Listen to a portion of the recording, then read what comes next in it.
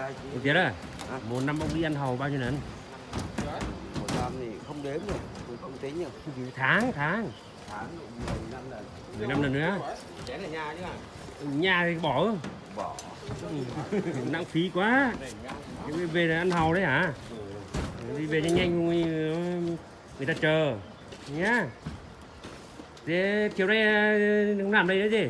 Hả? Chiều nay không làm đây nữa gì? Ông chiều ra trường học. Vâng, thế chào tạm biệt nhá.